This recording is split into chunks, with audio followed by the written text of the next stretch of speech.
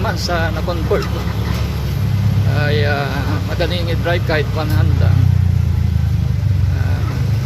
kaya. Ito nga, hawak-hawak ko ang isang cellphone, ang isang kamay ko nasa Monobela, kaya nakapag-video ako mga kabayan. Yan o. So ito ang kainaman ng na-convert sa Monobela ng 4 wheels, ang Bajaj Maxima. Kaya kung may Bajaj Maxima kayo, I advise na pa-convert nyo at hindi kayo hirap sa pagmamaniho para kayong nagdadrive ng 4 wheels mga kabayan. Ang conversion nito, complete deal, nung pina-convert ko ito mga kabayan, ay gumastos lang ako ng 15,000.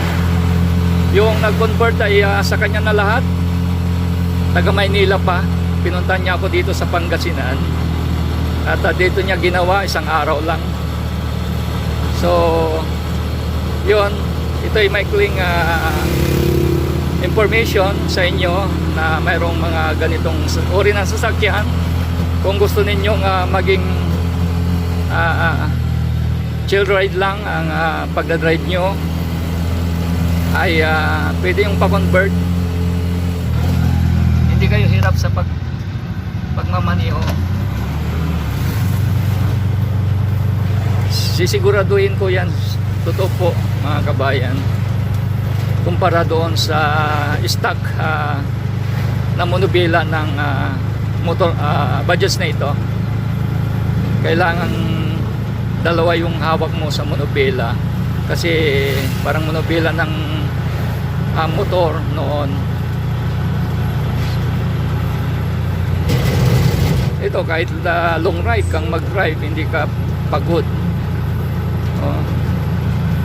Kahit bitawan ko nga oh. Oh. Oh.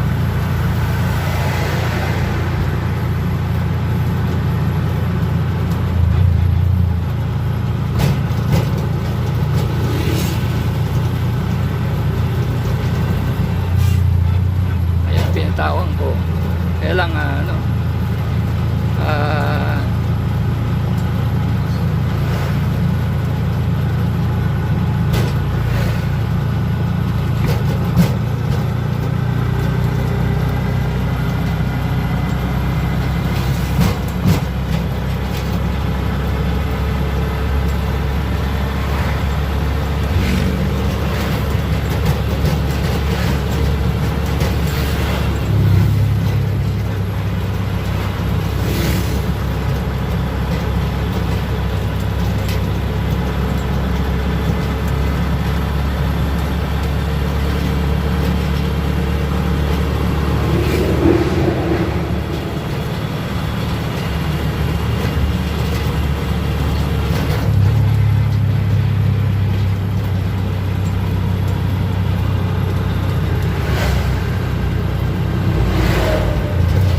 malapit na ako dito sa Lagiwan.